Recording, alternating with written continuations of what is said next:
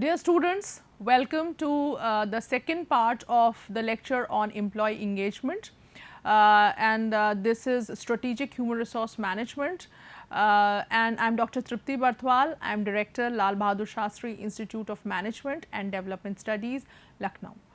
So, in the last lecture, if you remember, we have discussed the concept of employee engagement, the levels of employee engagement, the components of employee engagement, and what are the problems which we encounter in terms of achieving engagement in the organization. So, we will more delve into the concept of employee engagement to better understand and how those problems can be avoided. So, a common scenario in an organization would be a new employee joins the organization excited, motivated and full of new ideas, because probably that there is a fresher who has just joined this organization, it is his first job, he or she wants to give his or her best to the organization, or maybe there is an employee who is experienced and who has heard a lot of things about this organization, and with a lot of expectations and aspirations he has joined, he has quit his earlier organization, joined this organization, and he is full of energy, brimming with ideas, and so he comes to the organization with that kind of a passion. What happens?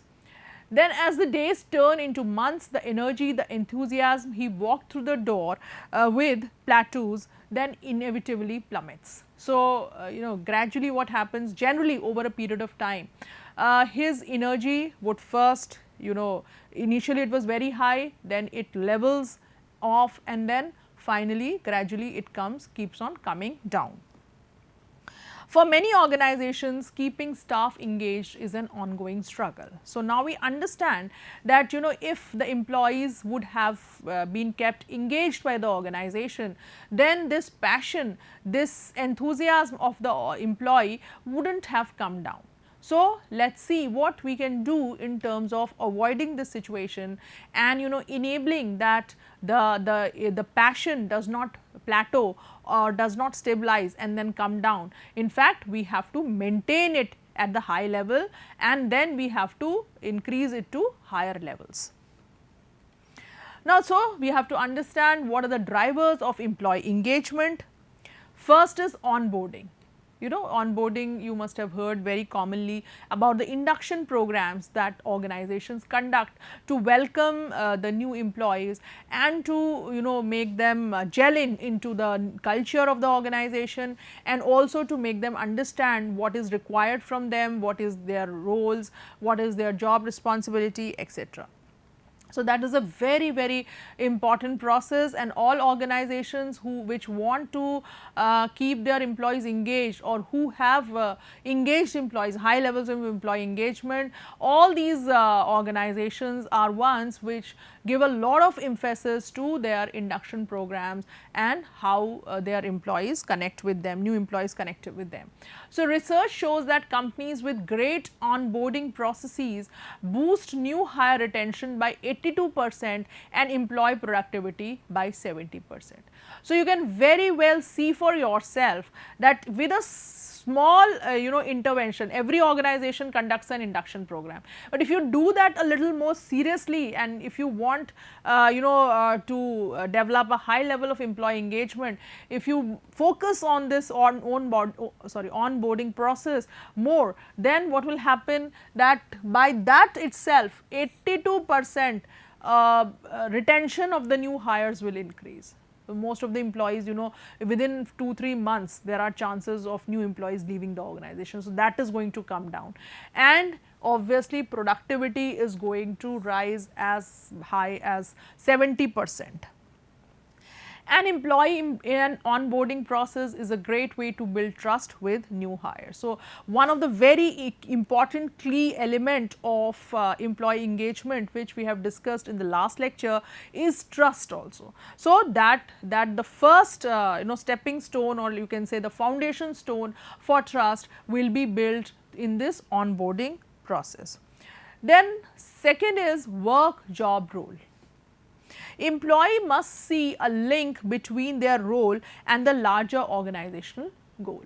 So, in the last lecture also we have discussed that employees should be able to see how their effort or how whatever responsibility has been assigned to them fits into the larger picture of the organization, how it is contributing to the overall objective of the organization. So, if the employee can see that link, that connection, he feels more passionate towards his job also and towards his organization also. Understanding this linkage provides an intrinsic motivation and increased engagement. So, intrinsic motivation is the motivation which is coming from within only, and it is coming from doing the work itself. There is nothing related to monetary or non-monetary benefits, but it is coming from doing the job itself. So, that will come only when people understand how their job role contributes to the overall organizational objectives. Then the third driver of employee engagement is autonomy. We have discussed empowerment, that when what is the perspective of employee engagement from the side of the employees. One important factor was that they need empowerment, right. So, having autonomy at work means employees are trusted to make decisions about how best to do their jobs. So, you know, again here very important thing which comes is, again, this also builds trust. When given the freedom to choose how to manage their time and where to apply their expertise, employees are far more prone to feel invested in the company and its mission. So, all the time the employees feel a sense of commitment to the organization, and whatever time and energy they have at hand, they want to put it in the organization. Then next is work-life balance. So, especially during this COVID pandemic, we are facing a lot of issues related to work-life balance, especially in the case of female employees, they are more pronounced, right. So, 80% of the people consider work-life balance a priority when considering potential employers. So, many employees will check you know, how far they will be able to you know, kind of bring out a balance between their professional responsibilities and their personal responsibilities. So, that will be a major you know, deciding factor whether they will want to continue with an organization or not. So, you can see 80% of the employees, that is a too big a number, when they choose a particular employer, they see how well they will be able to balance work with life. Not only does providing work-life balance and flexibility attract more candidates, but they will work harder and more engaged on a day-to-day basis, because you know, their stress about their personal life, how their children are doing, who is taking care of their you know, work home related responsibilities, that stress will not be there. So, employees will be more you know, happy to work for the organization, they will work harder because they will be without any worries and tensions. Then next driver for employee engagement is recognize efforts and contributions. So, from the employee's perspective, when we were discussing the concept of employee engagement in the last lecture, then we discussed that employees want to be thanked, want to be appreciated, want to be praised for their good work and their efforts. So, employees get the utmost satisfaction when they know their worth. They feel a sense of gratification knowing their work has been beneficial. Therefore, it is very important to appreciate employees and their work irrespective of the amount of contribution. So, every little you know, drop in the ocean matters. So, anybody who is doing very important work, significant work, or anybody who is doing a little less important work, all of them their contributions are very important. Then these contributions need to be recognized as well. Then employee wellness, this is also important because the current work environment is there is lot of tough competition, there is lot of stress around, and the you know, employees life has become filled with stress. So, employees, as a result of this, employees do not get much of time to you know, to remain physically fit, they cannot you know, take out that time. So, this is why now it becomes the responsibility of the employer, because they should start initiatives so that the employees are healthy and fit. And many of the organizations, you must have heard about Google, how much they care for their employees. They have gyms in the organization, then they have this organic farming. So, whatever lunch is served to the employees, it is all vegetables are grown in their own farm, and it's all pesticide and harmful chemical free. So, this is how employees, if when the employer takes so much of care of the employees, then the employees also want not to leave the organization. They want to stay with the organization and give their very best to it. Employees wellness programs are platforms to enhance employee engagement, increase productivity and reduce absenteeism, because we all know that a healthy mind lives in a healthy body. So, if you want your employees to think well, to brainstorm, to come up with new ideas, then they should have a fit body also, and that is how a fit body and employee wellness is going to lead to high levels of productivity. Then next important driver of employee engagement, whose importance cannot be fully understood or explained, but has to be a very important driver, because in the last lecture we have understood and we have seen that leadership plays a very important part, and one of the very important thing which an employee values is what kind of leadership they have in the organization, how far the leadership is trustworthy, how far it is ethical, how far it is having concern for the employees. So, it is well recorded fact that most resignations happen because the employee is not satisfied with his or her boss. So, we said that employee engagement is about an emotional connect. An emotional connect, if you are not able to develop that emotional connect somehow with your employer or with your boss, then the employee cannot stay for a very long time in that organization. So, so that is why the superiors or the leaders role becomes very important in terms of employee engagement. Then an organization that spends time and effort in grooming leaders who are aligned to its goals, culture and people invests well. So, organizations which take care of this aspect of leadership, and it has those programs wherein leaders with the right kind of abilities and competencies are groomed in the organization, then it is doing a great job. And we were just referring to Google in 2016, Google confirmed that through a careful review of their own company's performance data, they could prove that frequent conversations between a leader and his or her team members was a leading indicator of a team's high performance. So, that is the important role of leadership in an organization. Then another driver for employee engagement is learning and training opportunities. Again, in the last lecture we have discussed that a very regular and continuous system of feedback is important for employees, and they also want that they should be supported in their developmental learning activities. So, this becomes a very important driver. Skill and knowledge enhancement is not just important for the employees, but providing a learning culture is essential for organization to remain relevant in the constantly changing business landscape. So, it is something which gives benefit to the employer also and to the employee also. Then there are certain other factors which drive employee engagement, which we have also touched upon in the first lecture: clear and open communication, quality of interaction with peers, collaboration, organizational policy, organizational performance are all contributing factors for employee engagement.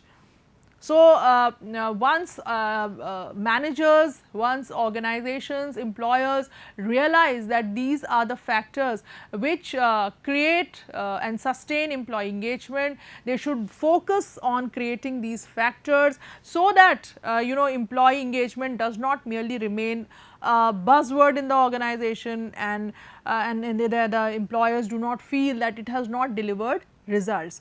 The problem is that they have not actually understood what employee engagement is and how it can be created in the organization.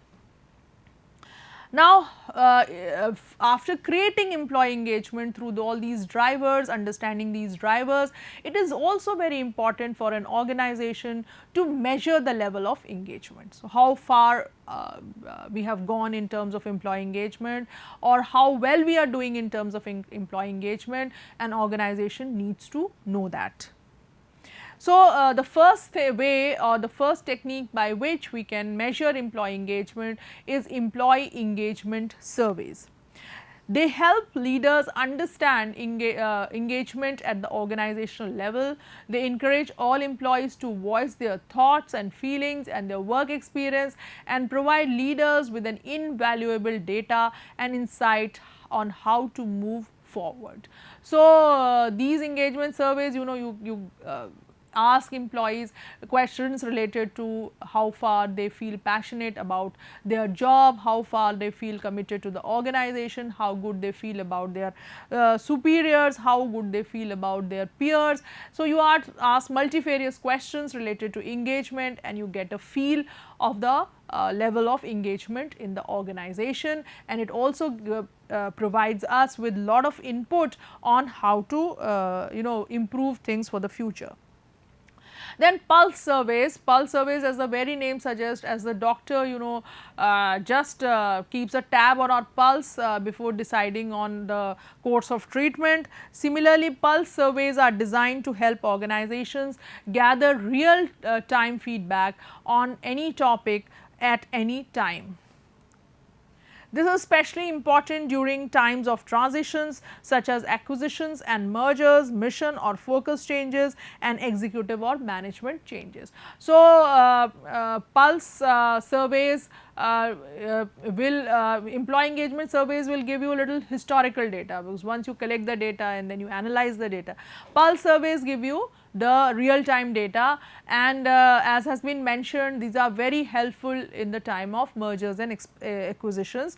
We have already discussed in the earlier lectures that how important is the role of HR in mergers and acquisitions, and examples have shown failed mergers and acquisitions occur not because financial due diligence was not taken care of, but because the cultures of the organizations were not able to merge. HR was not involved in the initial stages of the M&A.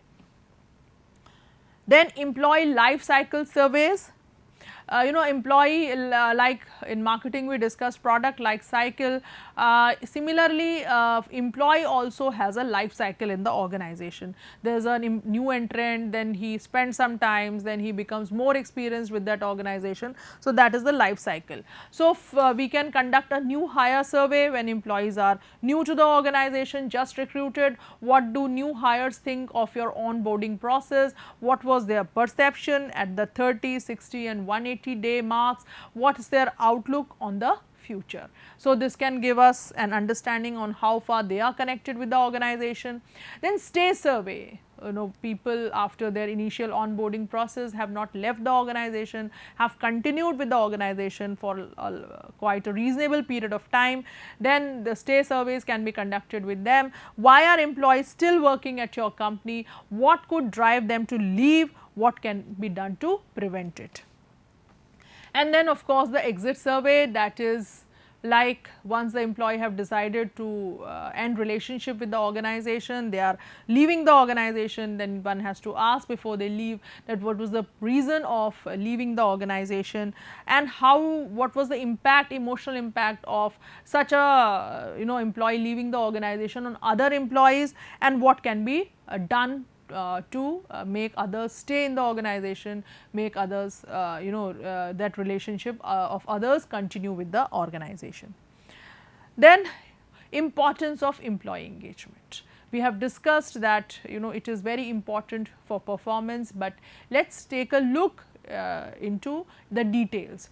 In a survey conducted by Strategic Human Resource Management in 2017, executives from around the world said that enhancing employee engagement is one of their top 5 global business strategies. So, you can very well understand and see for yourself how much employee engagement is important for organization and for leaders, because from the world over, executives said that out of the 5 top priorities which they feel, employee engagement is one of them.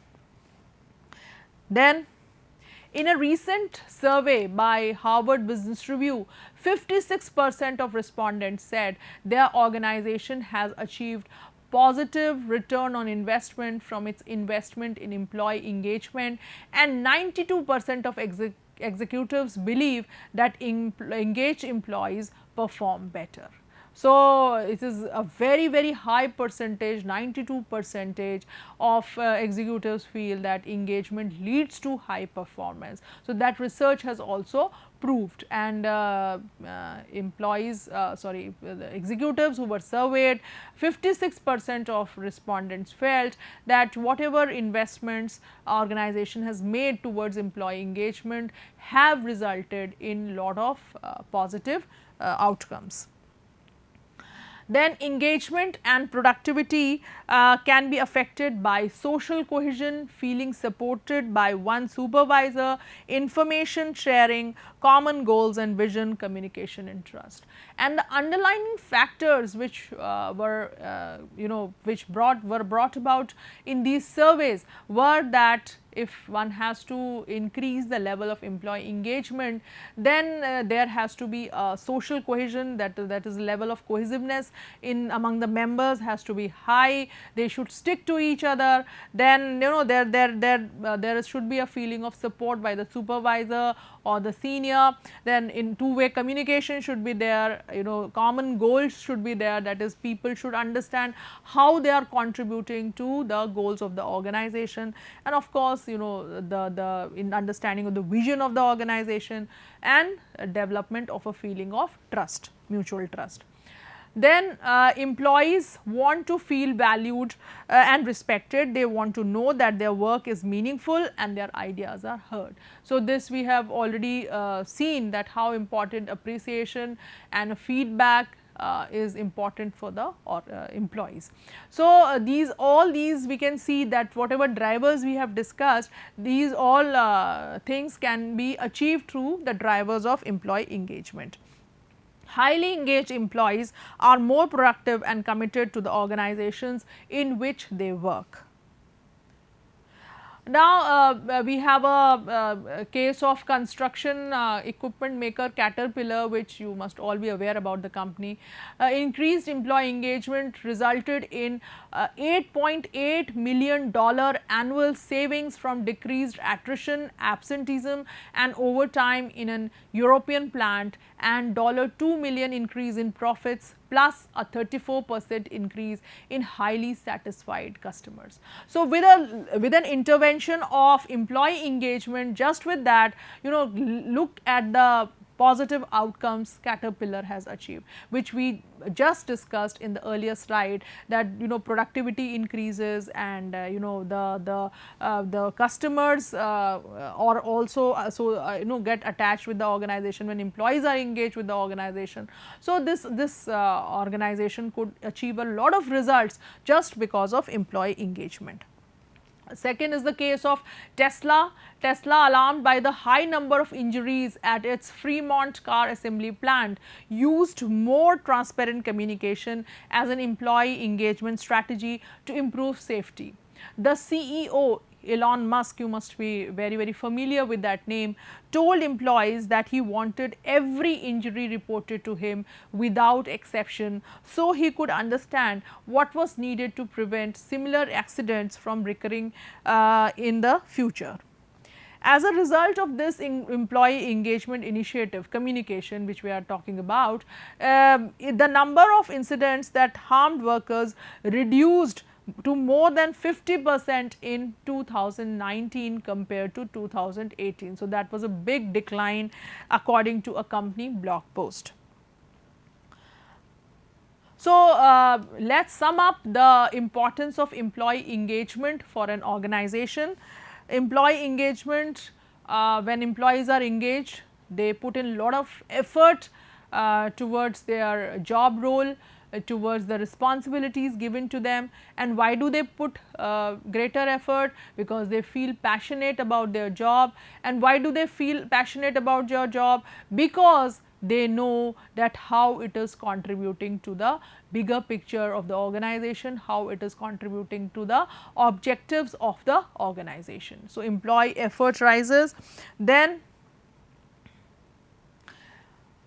obviously, satisfaction level of employees also increases because of high levels of employee engagement, because employees know that how important their role is in the organization.